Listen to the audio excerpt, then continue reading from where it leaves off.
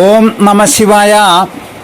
വ്യാഴം അഥവാ ഗുരു രത്നഭാവത്തിൽ, അതായത് ജന്മഭാവത്തിൽ നിൽക്കുന്ന ജാതകൻ ദീർഘായുസ്സുള്ളവനും വളരെ വലിയ വിദ്വാനും എല്ലാ കാര്യത്തിലും നല്ല സാമർഥ്യമുള്ളവനും നല്ല ഈശ്വരഭക്തിയുള്ളവനും സാത്വികനും വളരെ സൗന്ദര്യമുള്ളവനും നല്ല ഐശ്വര്യമുള്ളവനും പണം ചിലവാക്കുന്ന കാര്യത്തിൽ നല്ല നിയന്ത്രണം ഉള്ളവനും മറ്റുള്ളവരുടെ കാര്യത്തിൽ വലിയ ഉത്സാഹമൊന്നും കാണിക്കാതെ അശ്രദ്ധ കാണിക്കുന്നവനും വളരെ നല്ല ഭാര്യയും സന്താനങ്ങളും ധാരാളം സമ്പത്തുകളും ഉള്ളവനും ആയിരിക്കും.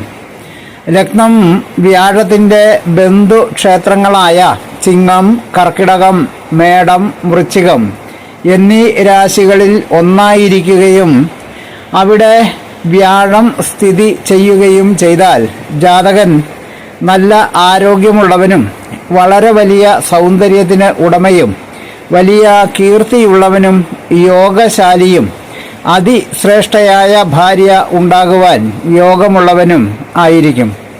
ലഗ്നത്തിലോ 4, 7, 10 എന്നീ കേന്ദ്ര ഭാവങ്ങളിലോ 5, 9 എന്നീ ത്രികോണ ഭാവങ്ങളിലോ വ്യാഴം ബലവാനായി നിന്നാൽ മറ്റ് ഗ്രഹങ്ങൾ എത്ര തന്നെ ദോഷവാന്മാരായിരുന്നാലും ജാതകൻ ആജീവനാന്തം ഐശ്വര്യമുള്ളവനായി ജീവിക്കുവാൻ യോഗമുള്ളവനായിരിക്കും.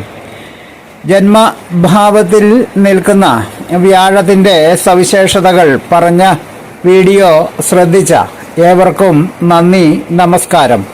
സ്നേഹപൂർവം മോഹനൻ ജ്യോത്സ്യർ, ജ്യോതിഷ ആചാര്യ.